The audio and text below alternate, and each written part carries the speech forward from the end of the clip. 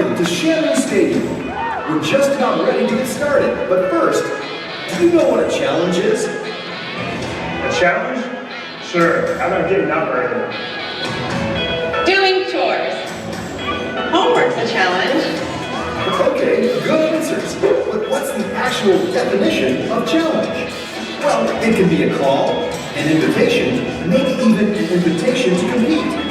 Today, right here at Shamu Stadium, SeaWorld is calling you out. We're challenging you, your teachers, your chaperones, and your school. So what do you say? Do you have what it takes? Are you ready to take the challenge? Oh, you need it louder than that! Make some noise if you're ready to take the Shamu Challenge!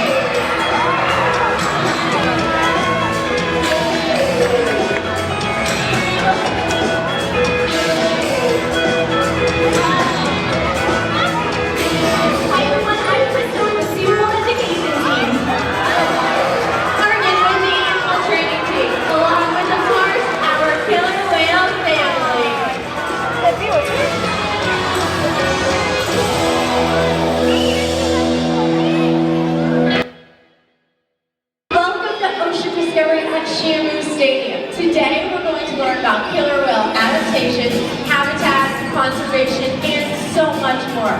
Throughout our SeaWorld family of parks, we participate in research projects and collect data, not only on our killer whales, but on the many different species of animals in our care.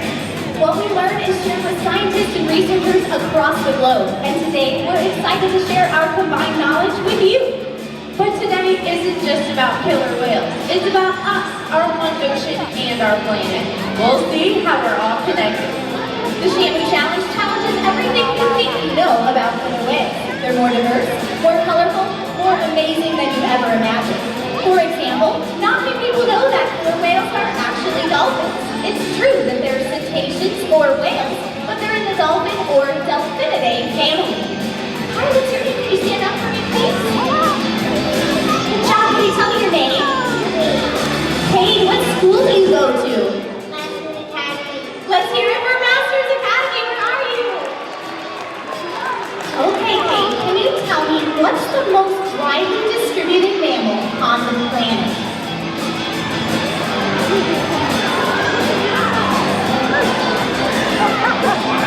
That's okay. Let's talk about it for a minute. Did you know that humans are the most widely distributed mammal on the planet?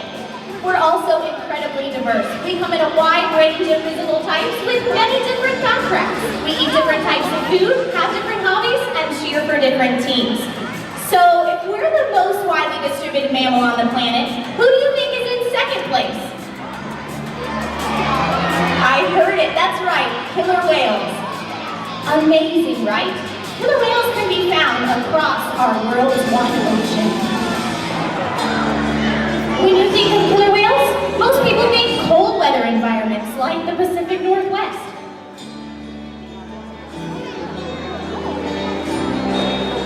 Yet killer whales can be found across our globe, even off the coast of Florida. And they come in different varieties or ecotypes, depending on where they live, what they eat, and more. Hi, can you stand up for me? What's your name? Dina. Dina, what school do you go to? Southwood. All right, let's hear it for Southwood. Where are you? Okay, Dina, here's a tough question. What's an ecotype? Species? That's a very good guess, a species. Or an ecotype is a genetically distinct geographic population within a species that's adapted to specific environmental conditions. okay, let's make it simple. People live in different places, eat different things, and have different body types, but we're all still human. So what about killer whales? True or false, all killer whales are exactly the same. Shout it out. You got it, false. There are at least 10 killer whale ecotypes, each with different adaptations to help them survive in their specific environments. Until 25 years ago, nobody really knew that there were different kinds of killer whales. The discovery that killer whales were so diverse was a big surprise and a big deal. Killer whales live everywhere in the ocean, eat different types of prey, and even have physical differences. They're definitely not all the same. Right, 10 killer whale ecotypes, each with different adaptations. Got it! But what are adaptations? Well, let's find out. Hi, can you stand up for me? Hi, what's your name? Benjamin. All right, Benjamin, what school do you go to? I go to Ashtabula Elementary. Let's hear it for Astatula. Where are you? Okay, Benjamin, can you give me an example of an adaptation? Okay, a poison dart frog.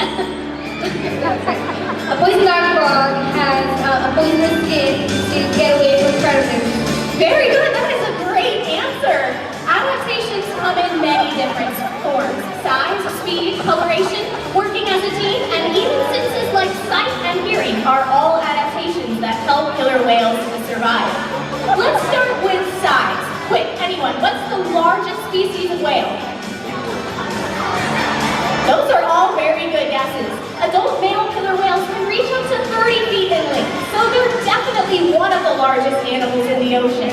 But blue whales can get much, much bigger. How big? Well, let's find out. The screens are currently 40 feet wide. Let's move those screens.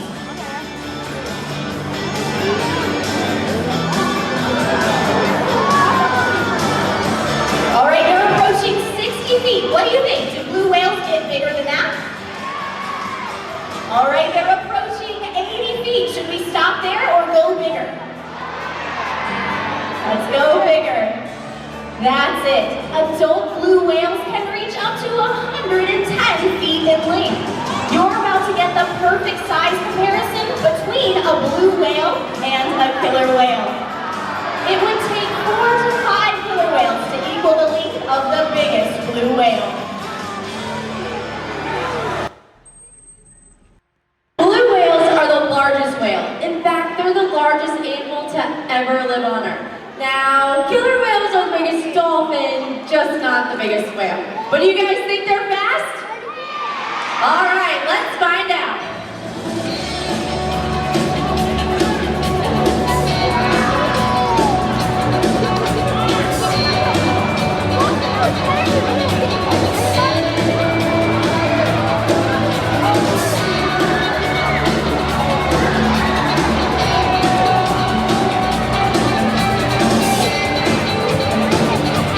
Killer whales can reach top speeds of up to 28 miles per hour.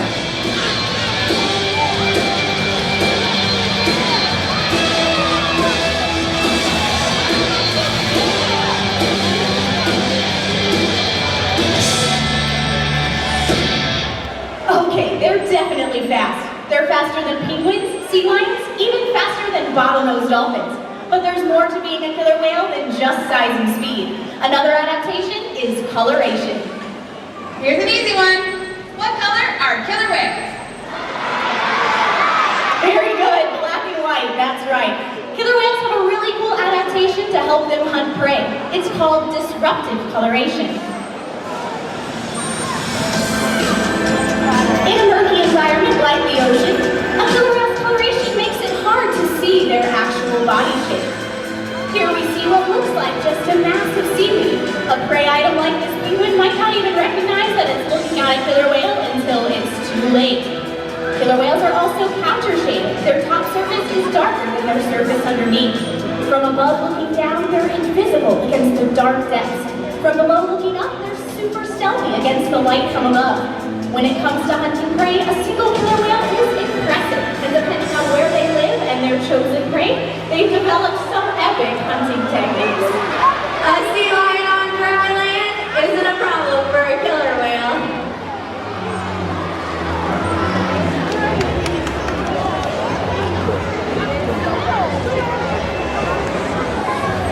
Killer whales off the tip of South America will actually beach themselves, riding in on waves to catch their prey.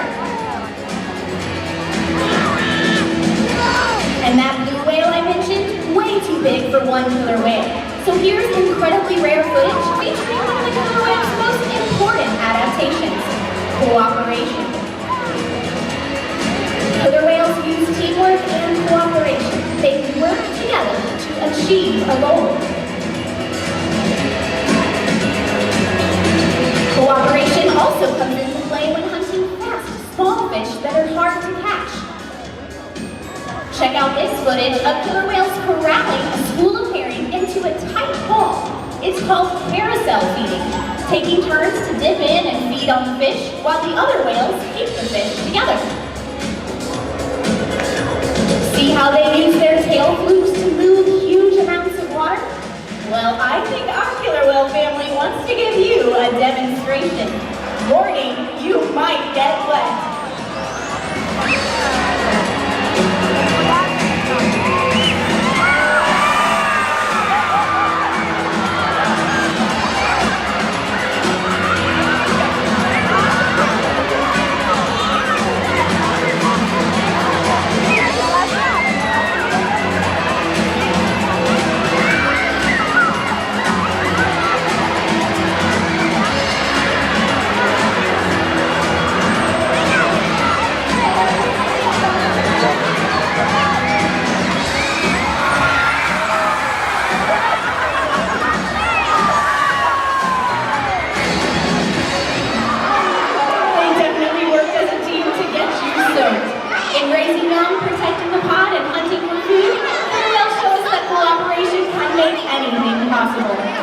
Raise your hand if you play baseball.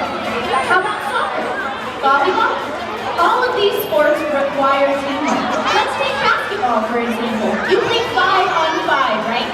Now imagine you had to go with 1-on-5. Not even LeBron could handle that. But with cooperation, you have a chance to be successful. Speaking of competition, who do you think would win in a fight? A great white shark or a killer whale? What do you think? Who wins? Great whites are fierce predators, and they can be big and fast enough to give a killer whale a run for its money. But always bet on the killer whale. Killer whales cooperate and communicate, so it wouldn't really be a fair fight. I'm just guessing here, but killer whales probably don't text or tweet. So how do they actually communicate with each other? Killer whales communicate in many different ways, like vocalizations, touch, and slapping the water. In the ocean, it's believed killer whales even breach or jump out of the water to communicate. They might also breach because they're curious or perhaps to play.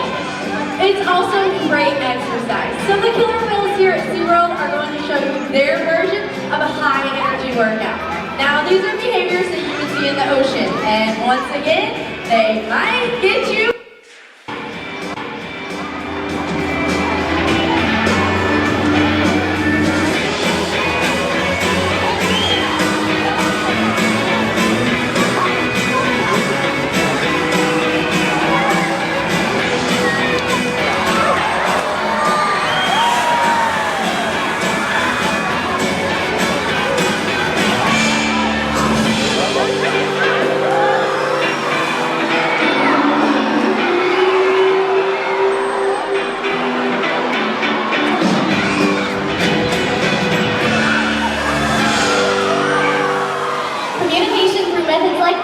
Physical adaptations, and cooperation are all important factors in a killer whale's position at the top of the ocean food web. The ocean food web starts with small creatures like phytoplankton and shrimp-like krill, and ends with apex predators like killer whales and sharks. So, do you think that killer whales and sharks are more important than shrimp? Well, that's a tough question, but there's an easy answer. It's not the peak that matters, it's the mountain below the peak. Top predators like killer whales and sharks are extremely vulnerable to changes in the food web below them. Question: if killer whales disappeared tomorrow, would the ocean's food web collapse? Could the ocean survive without killer whales? let's hope we never know the answer to that question. Nobody wants to see an ocean without killer whales, and it's in our power to make sure that doesn't happen. Killer whales are totally dependent on the health of the ocean, and our actions have an enormous impact. If the ocean's food web were to collapse, we would all be in trouble. Hi, can you stand up for me? What's your name? Ashlyn. Ashlyn, what school do you go to? Wakaiba. Let's hear it for Wakaiba. Where are you? Okay, Ashlyn. Killer whales have no natural predators, but ocean pollution is a huge threat. What can you do to keep the ocean healthy? By not littering? That is a great answer, not littering. Put trash in its proper place. Recycle. Also, overfishing is a serious problem. We want to do everything we can to make sure there are plenty of fish in the ocean for killer whales and people too. Simple, everyday actions can make a world of difference. This morning we learned about the diversity of killer whale ecotypes, adaptations, and habitats. But there's still so much more to learn. By exploring both questions at SeaWorld and in the ocean, the combined research gives us a better understanding of killer whales and the places they live. To better understand the killer whale is to better understand the ocean. And if we all join together in cooperation just as our killer whales do, we can change the fate of our one ocean and our world.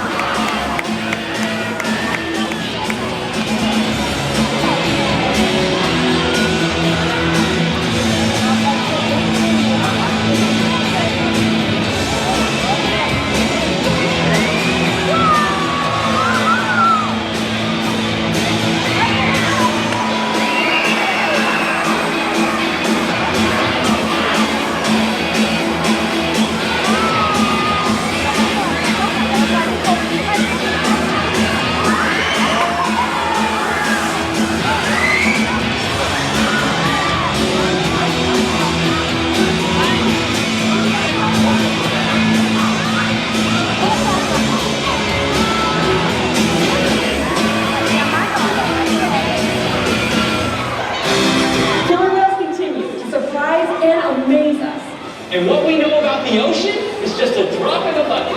We know more about the surface of the moon than we know about the depths of the ocean. The killer whale is the perfect ambassador for the ocean. Limitless, connected, powerful, mysterious, but still vulnerable. You probably figured it out, but the Shamu Challenge isn't a test. It's a call to action for you to make a difference.